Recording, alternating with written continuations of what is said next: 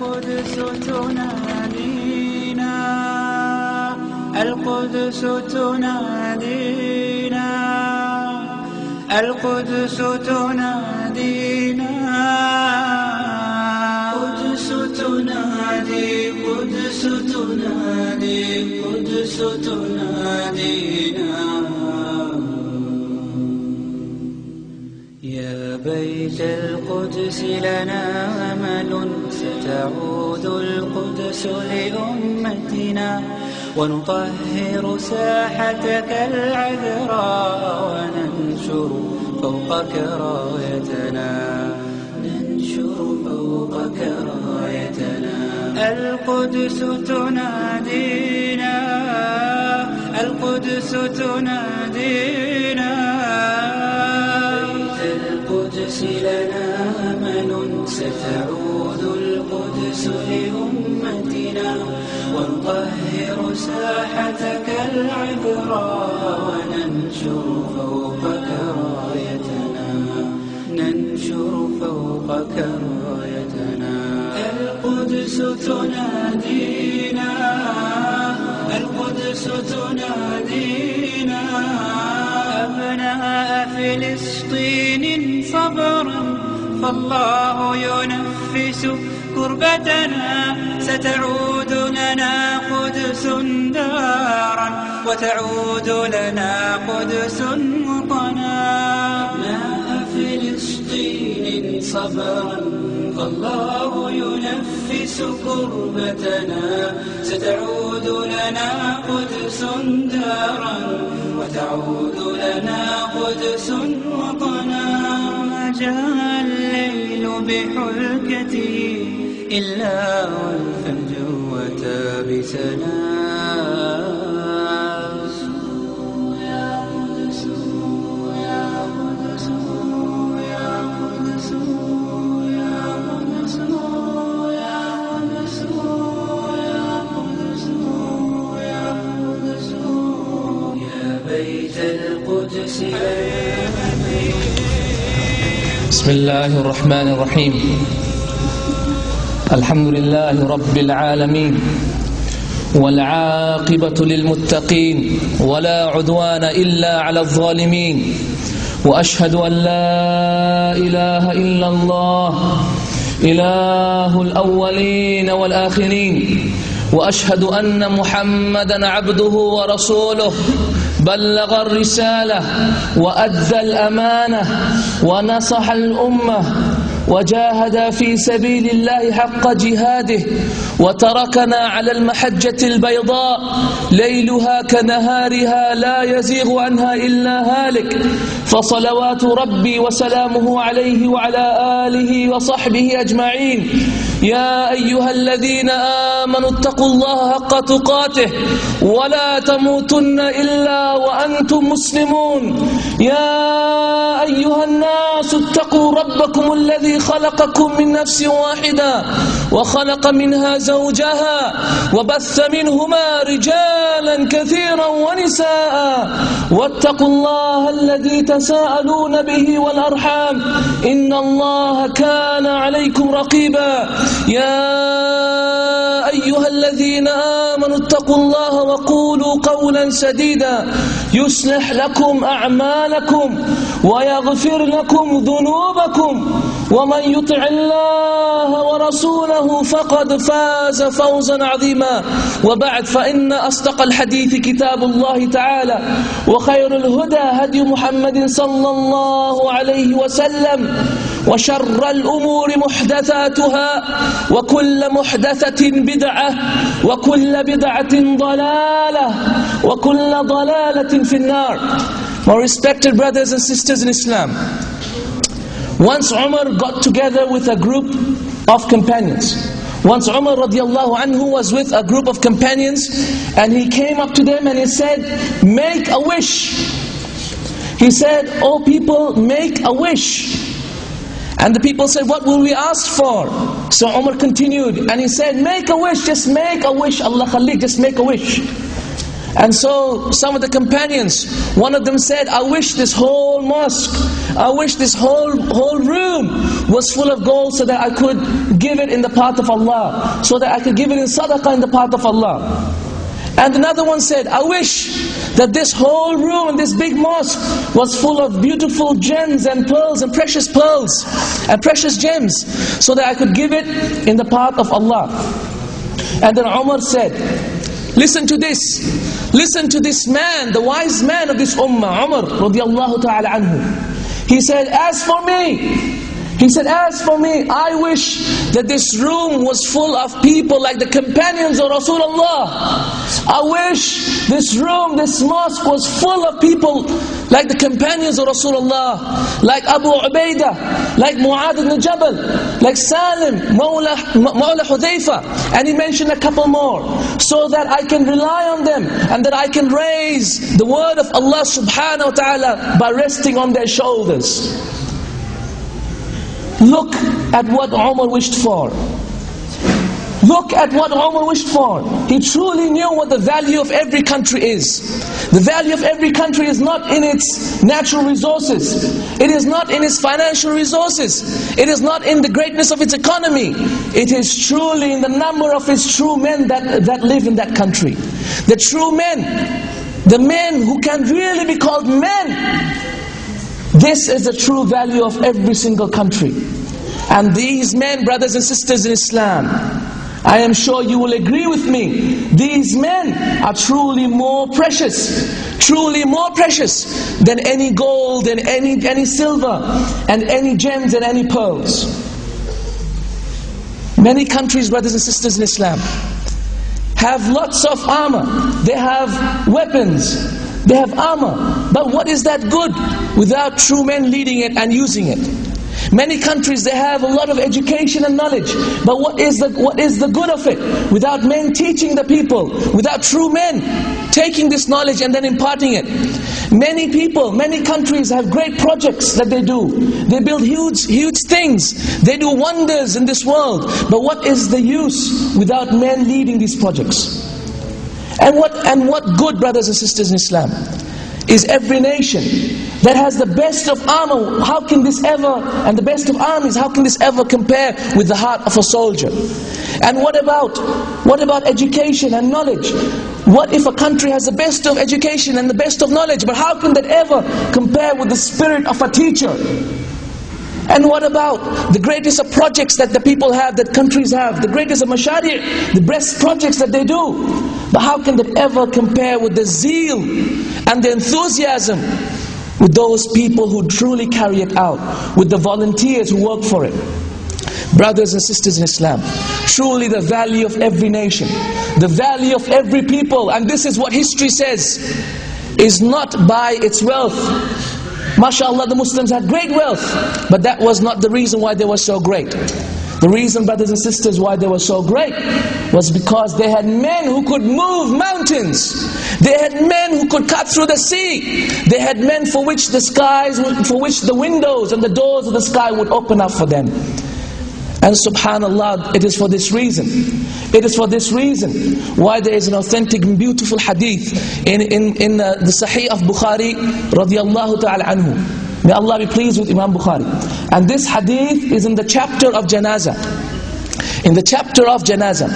And in the time of Walid bin Marwan, in the lifetime of Umar bin Abdul Aziz, there was a small earthquake. Naam, listen to me. There was a small earthquake in Medina. And because of this earthquake, the grave of Rasulullah ﷺ and the rooftop on the top of the grave of Rasulullah fell down. Yes, this is an authentic hadith in Sahih al-Bukhari. It states that there was the roof that was on top of the grave of Rasulullah fell down, came crashing down. And then when it crashed down, suddenly a pair of legs became visible. Suddenly a pair of legs became visible, and the people became very amazed. And the people saw that and they thought that was the leg of Rasulullah. As the hadith states, that Umar bin Abdul Aziz, he became bewildered. He was bewildered. He couldn't understand, are these the legs of Rasulullah or what? And then Abdullah ibn Zubair, he said, no, these are the legs of Umar. These are the legs of Umar, meaning that the grave, when the roof had fallen on the grave, it had cracked the grave of Umar and his legs were shown. How many years was it since the death of Umar? Tell me how many years? 30 years. More than that. And the grave had not eaten his body. An authentic hadith in Bukhari. Check it out. In the chapter of Janazah.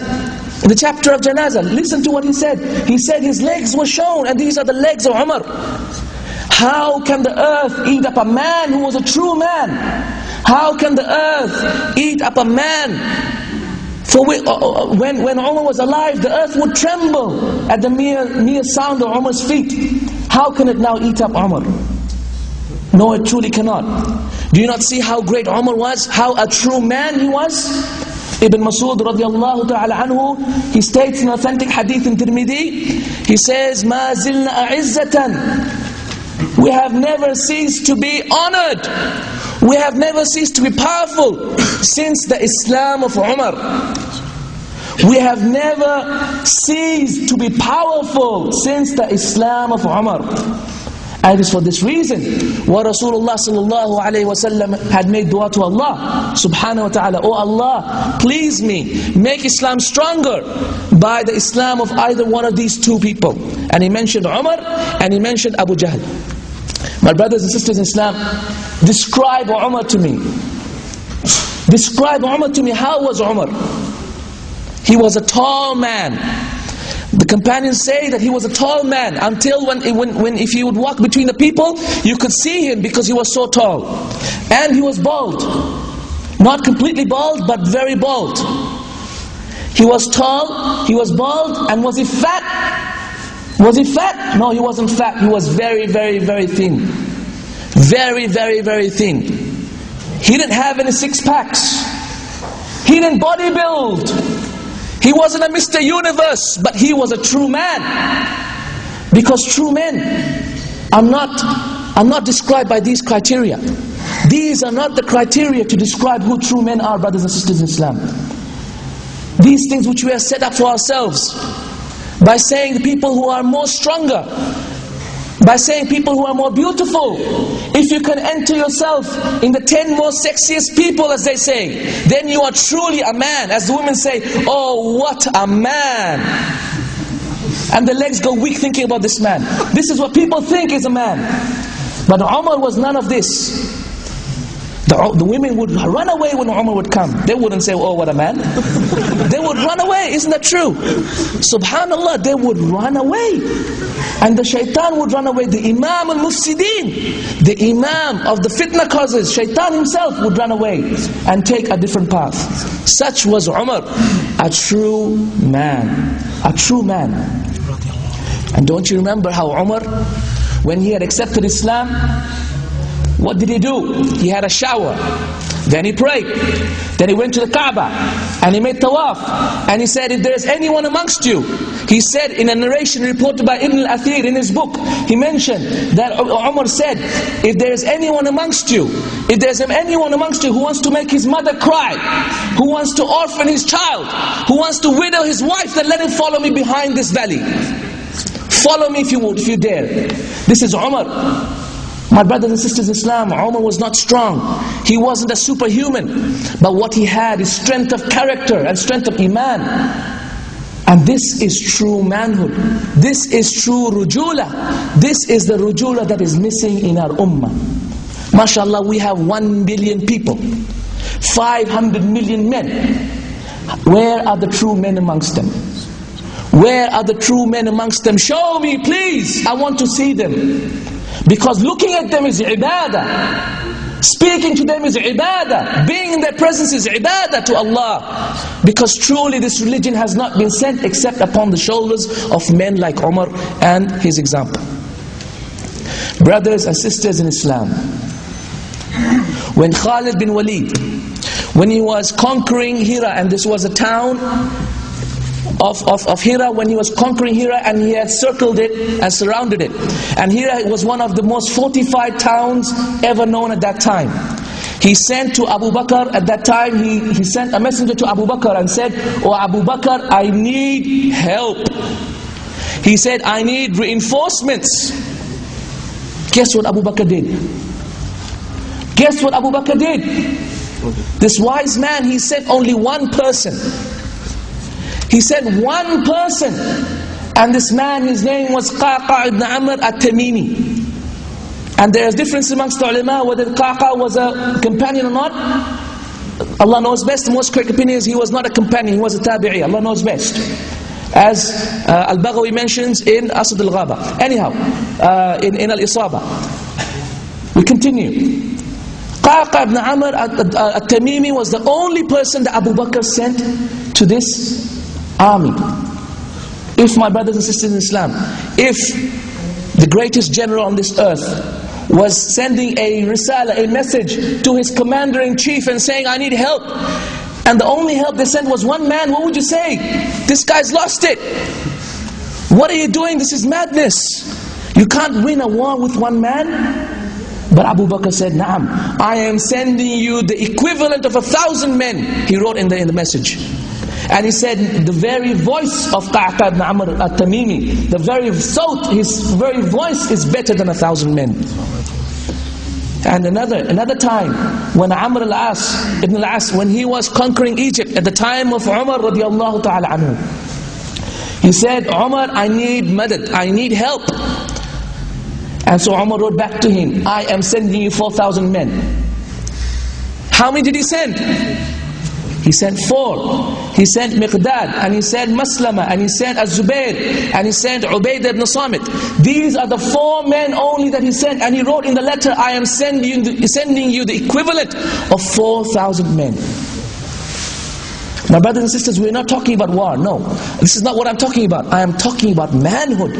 I'm talking about how can a single man be worth 1,000 men? How is this ever possible? How can a single man, and you're all men here, if none of you are feeling something in your heart, some shame in your heart, or some anger in your heart, then truly there's something wrong. Go to the doctor tomorrow. Let him check you out. Have an ECG. Make sure it's working well. Brothers and sisters in Islam. Brothers and sisters in Islam. True manhood is truly as scarce as the salt in the food. You see how the salt in the food is so little?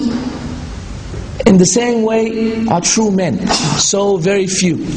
And that is why Rasulullah sallallahu alaihi wasallam in an authentic hadith in Bukhari,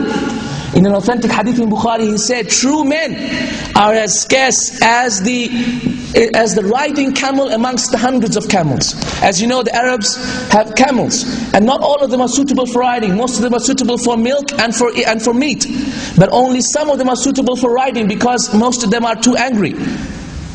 And so Rasulullah sallallahu alaihi wasallam, he gave the example that true men are as scarce to find just as the riding beast amongst the hundreds of camels in the ocean of camels there. My brothers and sisters in Islam, not only in the time of the companions, but in the time thereafter, we find beautiful examples of manhood.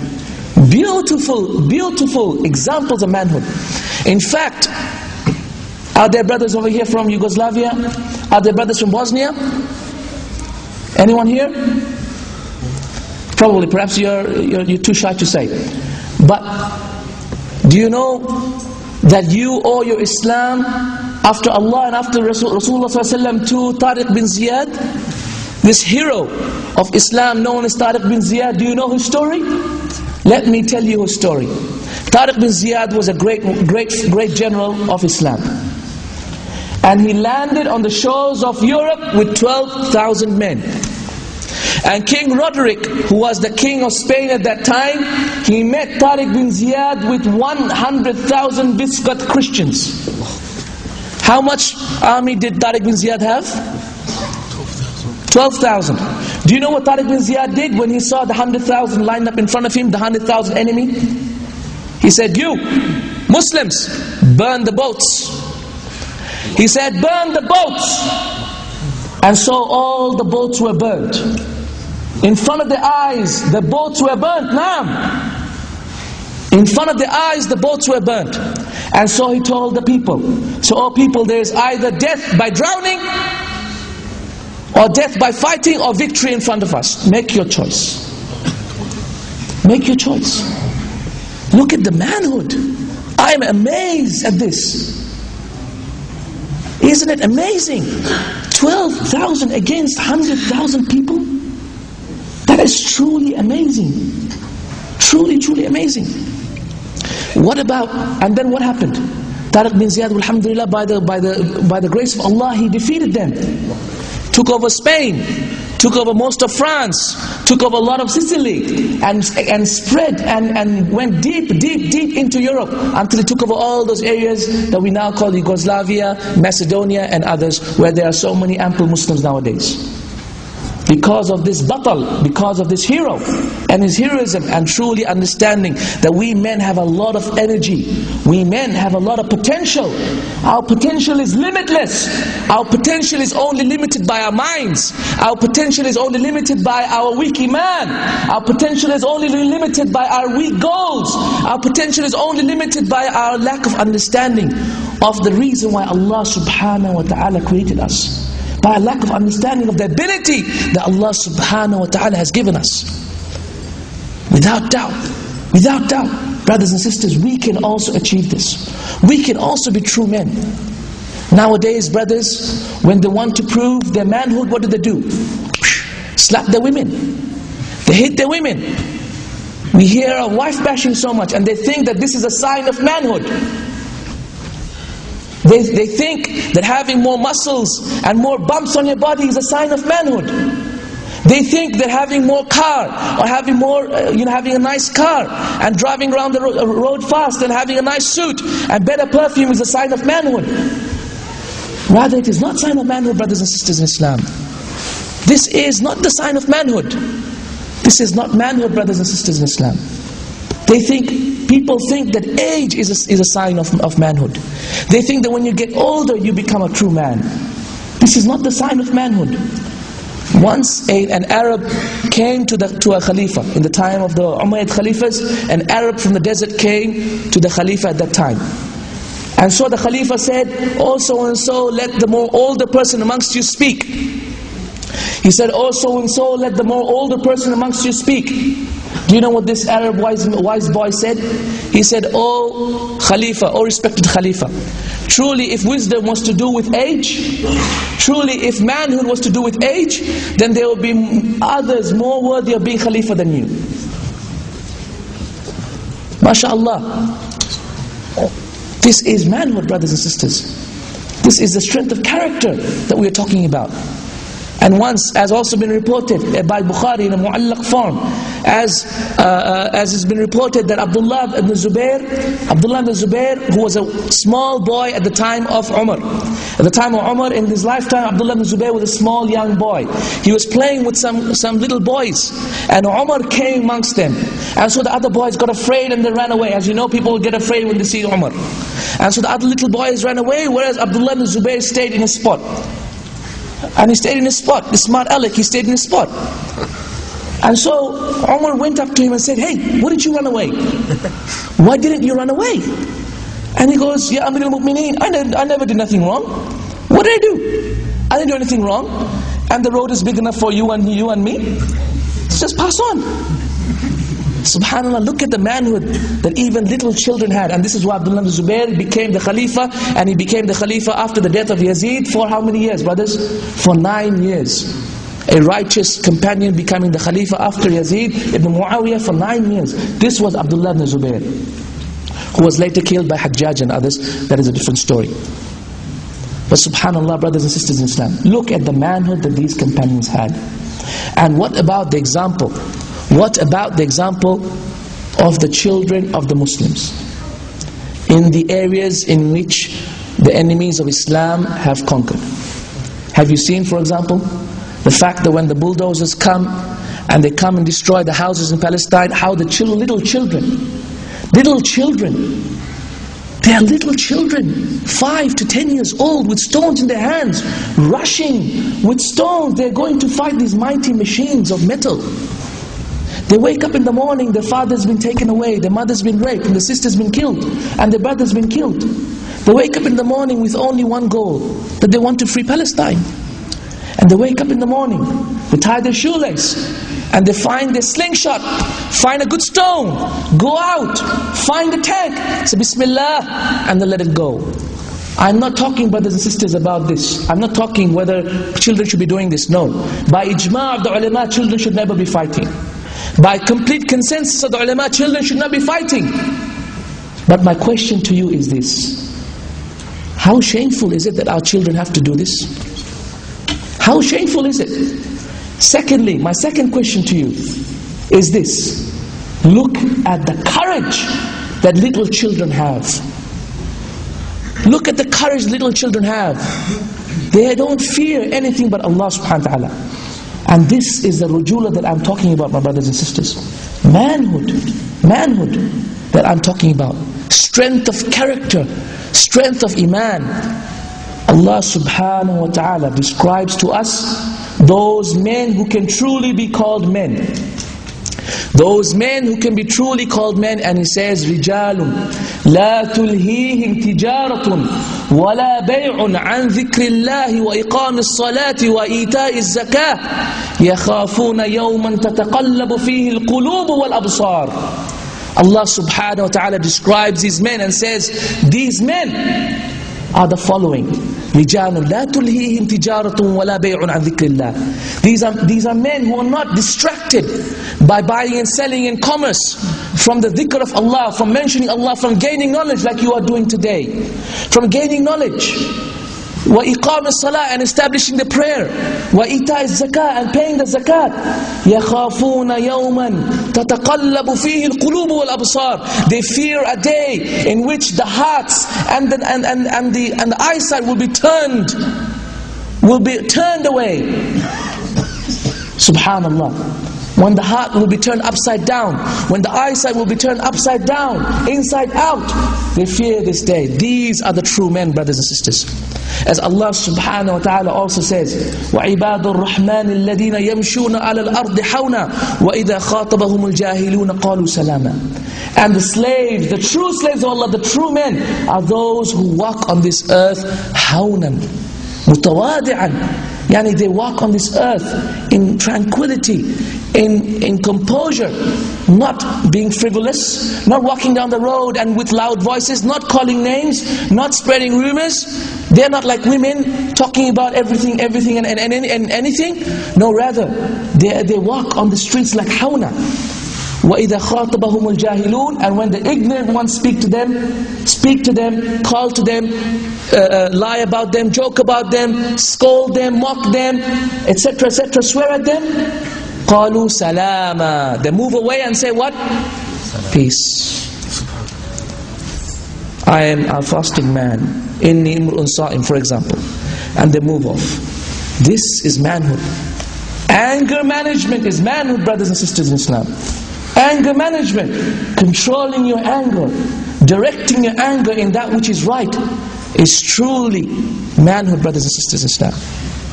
How few are the people who do that. And Allah subhanahu wa ta'ala continues and He describes Muhammadun Rasulullah sallallahu alayhi wa sallam. Muhammadun sallallahu alayhi wa sallam Rasulullah. He is the messenger of Allah. وَالَّذِينَ مَعَهُ. Those who are with Him. Inshallah, may Allah make us those with Him. May Allah make us from those who are with Him. Those who are with Him. أَشِدَّاءُ عَلَى الْكُفَّارِ رُحَمَاءُ بَيْنَهُمْ. They are severe and harsh with the disbelievers and loving and kind with the believers. This is something which we have also forgotten. My brothers and sisters in Islam, manhood, if I want to summarize it, I will use only one sentence and one phrase, and that is strength of character and strength of iman. If you truly wish to be a man, if you truly wish to have value in your life, if you truly wish to have value in your society, if you truly wish to be from those people who truly are worthy of the title of man, then truly, my brothers and sisters in Islam, you must have strength of iman and strength of character. You must not be from those people who are easily taken away by the distractions of this world. Subhanallah, how many times do I hear from people telling me, oh brother Tawfiq, can I work and at the same time lie to Centrelink? They say, how many times? They say. And how many times have I been asked this question, oh Tawfiq, can I work and lie to Centrelink about my work and so that I can, get a little bit of chump change, a little bit of money, so I can get my Rexy? Subhanallah. Look at what they ask. What a shameful question. How can Muslim men ask this question? How can Muslim men ask this question? What is up with men that they have lowered their value so much? We are the A'azza al-Qawm. We are the most honored of people on this mankind.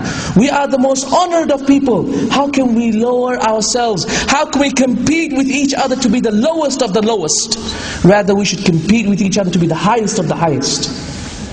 How can people even ask this question? How can you even ask this question? You are a man. Allah has given you 2 hands and 1 mouth. That's why you don't have to work double, you just have to work once. 2 hands, 1 mouth to feed. So brothers and sisters in Islam, understanding this issue of manhood is of true importance. Because as I said, we have 500 million men, but we hardly have true men. And if these 500 million men truly became true men, then wallahi, the world would be a much safer place to live in. The world would be a nicer place to live in. The world would be a more ideal place to live in. The world would be a more perfect place to live in. Try and understand this fact. How can we raise ourselves so that we can also move the mountains, and so that we can also split the seas, and so that we can also cause the sky to be rent asunder? How can we do this? Truly by strength of character and strength of Iman, brothers and sisters in Islam. We cannot do this by showing our manhood through false characteristics, false criteria that people have set up. Beauty is not a sign of manhood. Beauty is not a sign of manhood. Ability and physical strength is not a sign of manhood. Rather, strength is a sign of manhood. Anger is not a sign of manhood. Rather, controlling your anger is a sign of manhood. Good character is a sign of manhood. Bad character is a sign of a weak person. Not of a person who truly was a true man. Let me, towards the end, and I don't want to take too long because it's already very late, let me move into an important last point, and that is, how do we raise our children to be true men? Our time has come and perhaps it is passing. Our time has come and perhaps it is passing. But let's take our advantage, let's take out this chance. Let's take this beautiful chance to raise our children upon true manhood and making sure that they are the men which we could not be. That they are the men which we were not. First and foremost, brothers and sisters in Islam, Rasulullah sallallahu alaihi wasallam had something very, very beautiful. He used to call little children by their kunyas. He wouldn't call them by their first names. He wouldn't say, oh Muhammad, oh Tawfiq, oh Ihsan, or this and that. No. He wouldn't use the first names. Do you know what he would use? He would use kunyas. Don't you see what Rasulullah ﷺ said to Abu Umair? And Abu Umair, and this narration is reported by Bukhari in a mu'allaq form, and this is connected by Ibn Hajar in Taghliq al-Ta'liq, and is authentic. He said that Rasulullah ﷺ came to Umair, to this little boy, and he had a small bird. And a small bird in Arabic is called what? Nughair. A small bird in Arabic is called Nughair. And this Nughair was being naughty. This little bird was being naughty. He was trying to fly out. So Rasulullah ﷺ came to Abu Umair and said, Ya Abu Umair, ma fa'ala al-Nughair. You might have heard of this. Ya Abu Umair, ma fa'ala al-Nughair. But look, he called him what? He called him Abu Umair. And another narration, authentic narration, Bukhari as well, in mu'allaq form as well. Rasulullah sallallahu alayhi wa sallam, Rasulullah sallallahu alaihi wasallam was presented a beautiful piece of clothing, a piece of clothing, a nice piece of clothing from a person who had given him a gift. And so he said, bring Kulthum. He said, bring Kulthum here. Do you know who Kulthum was? Do you know who she was? She was a small baby of one of the companions. A small baby, just giving birth. And Rasulullah already called her what? Kulthum, mother of Kulthum. And he called this little boy what? Abu Umair, father of Umair. Do you know how it changes the psychology of the little children when you call him father of so-and-so? Do you see how it makes them feel? Try it. Try it with your child. Try it with your little brother. SubhanAllah, when you call him, oh, father of this and that, they say, what? I'm not a father. But when you start saying them, you will see them changing. Ah, you're a father, remember you're a father. You can't be naughty now. Yeah, Abu Hamza. Your name's Abu Hamza, for example. Abu Hamza. If I call you Abu Hamza, you'll see the children changing. And Rasulullah ﷺ always used to call little children by their kunyas. This is something small, but this is something significant. Something small but significant, that's one. Secondly, is by respecting their rights and by giving them responsibilities. How many times do we see, for example, a little child in the first row? He bothered to come to the mosque in time and make it in the first row, and we see people coming late and saying, go back. We see people pushing them back. How do you think this little child is feeling? Say, this is my right, isn't it? Now, the person who comes first is his right, isn't it? So he came first, he wants to pray, let him pray. Rather we push him back. No, rather, brothers and sisters, respect the children, respect their rights, and you'll see them having respect for themselves, growing up as individuals who respect themselves and having this manhood inside them. That is why Rasulullah ﷺ, in an authentic hadith in Bukhari, Rasulullah ﷺ once came up to a gathering, and he was given a bowl of milk to drink, of goat's milk, and he drank a little bit of goat milk, and then after that, he saw to his right was a young boy, and to his left was an old man. And so he asked this young boy, an authentic hadith in Bukhari, it states that Rasulullah ﷺ asked this young boy and said, oh so and so, ya waladi, oh little boy, do you permit me to give this milk to the old person first? And this young boy said, no ya Rasulullah. He said, no ya Rasulullah. Naam. And so Rasulullah smiled and he gave the milk to the young boy first, because obviously you go from the right. Imagine that, respecting the rights of the children. Now imagine this boy, don't you think he's going to also give the rights to the people when he grows old? Naam, subhanallah, very, very important, very, very important. Another important thing, brothers and sisters in Islam, is to tell them the stories of the heroes of Islam. Is to tell them the stories of the great heroes, the abtal of Islam, the great stories of the great salaf and the great pious predecessors. Tell them the stories, how they were true men, how they did not need to prove their manhood by feminine things, by becoming effeminate. MashaAllah, today, if we wear tight jeans and we're tight, you know, I'm sorry I'm shaking my body like that, but that's what it is, isn't it? You know, when you shake your body like that, that's manhood. Haven't you seen the brothers, you know? And the brothers in America, for example, hey man, the bigger you are, the more you can move, and that's manhood, isn't it? Subhanallah. We see a time in which tight pants and tight t-shirts, subhanallah, is a sign of the number of bumps on his body, and so a sign of how good a man he is. And wallahi, I don't have to talk about Sydney, I'm talking about Medina. I'm talking about Medina, man. I've been living there for the last 6 years. And once you go down Sultana Street, where all these KFCs and Hardee's and McDonald's and everything, all halal, mashallah. When you go down there, you see them, mashallah, men. They are men. Yani boys in the most, in things, subhanallah, that we would not even, I don't know what to say, in the things even women don't wear in this country, and they're wearing. And they're wearing the tightest of white pants. Right? They don't wear white thobes anymore, but the whitest of white pants and tightest of tight. And they're thin and skinny, like a toothpick. Subhanallah. And they think that this is a sign of manhood. Do you see how the scales have been switched?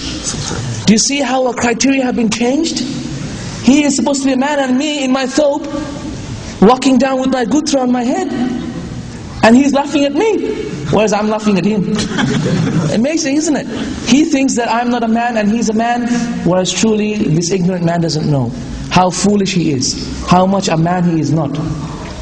I am only giving examples by this. I'm not talking about dress, but I'm talking about the mentality. I'm talking about the ideology. I'm talking about the understanding that has been corrupted and has been manifested in many ways, and from them is their change of clothing, is from them is their change of lifestyle, from them is them trying to be like women. Like for example, take their beard off, make it nice and shiny, and it's, you know, more slick and more smooth than even a newborn baby's back. Subhanallah. is this manhood? This is not manhood, brothers and sisters. We know of stories. I'm not talking about any brother in the group, so don't be embarrassed, okay? We are men. We are men. Don't be embarrassed. Don't be embarrassed. Rather change your heart. If something that I'm talking about affects you, then don't be embarrassed. Rather say, nah, that's it. Brother's right, I'm going to change. That's how it's going to be. Okay, don't be embarrassed. We're not women who say, oh, yeah, he's right and all that. No, we're going to change ourselves. Okay? And so, this is another sign. And we know of companions of the Rasulullah ﷺ and many of the Salaf or the pious predecessors who had poems. They used to write poems of how they wish they could buy a beard. Meaning that they could not grow much. As you know, many countries, people can't grow much beard, can they? And they would write poems about how to buy a beard. They wish they could buy a beard because, of course, at that time, beard was a sign of manhood. Beard was a sign of manhood, and so should it be now as well, because that is the sunnah of Rasulullah ﷺ and the sunnah of the best of mankind, the companions of Rasulullah ﷺ.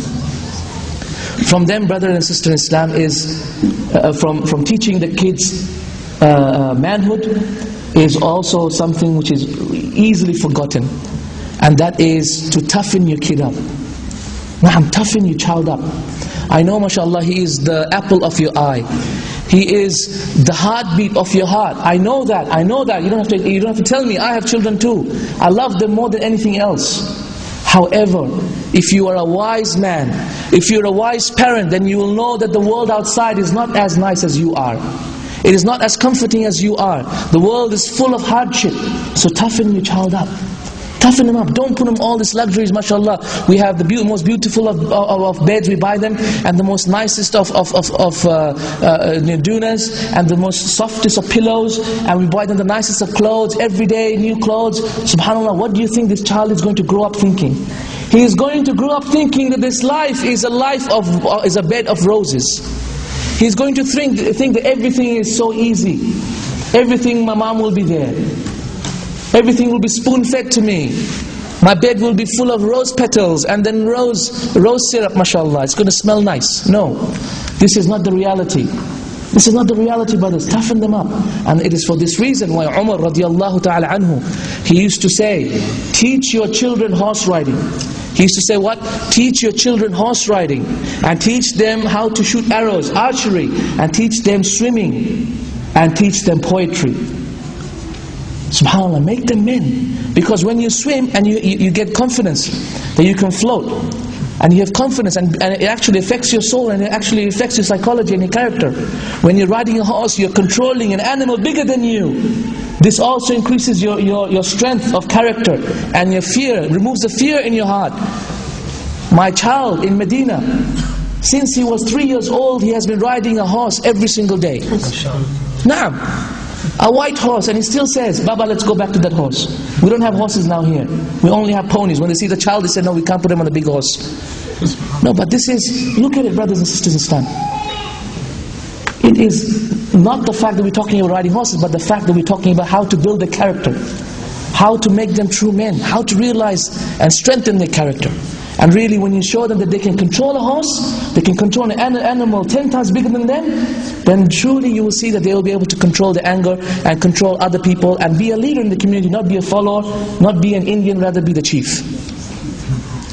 Right.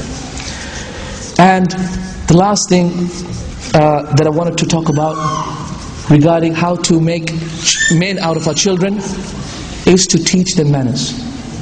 Is to teach them manners, and the best way, brothers and sisters in Islam, is for you to be an example. How do you wish for your child to be a man when you're not a man? Do you want your child to grow up thinking that you are effeminate? That you are feminine somehow? No. If you wish your child to be of strong character, so must you also be of strong character. And Allah subhanahu wa ta'ala knows best. I ask Allah subhanahu wa ta'ala to bring back this true manhood to this ummah, just as He had bestowed this upon the companions of Rasulullah ﷺ and those after him. We ask Allah subhanahu wa ta'ala to make the 500 million men of this ummah realize their potential, their greatness, their ability, their strength, and to let them not limit themselves by their lack of goals, by the lack of understanding, by the lack of motivation, and by the lack of knowledge about their own capacity and their own ability. And we ask Allah subhanahu wa ta'ala to bless this ummah and make the ummah shine just as it has done before. Allah subhanahu wa ta'ala knows best. Subhanallah Allahumma wa bihamdik ashhadu an la ilaha illa anta astaghfiruka wa atubu ilayk.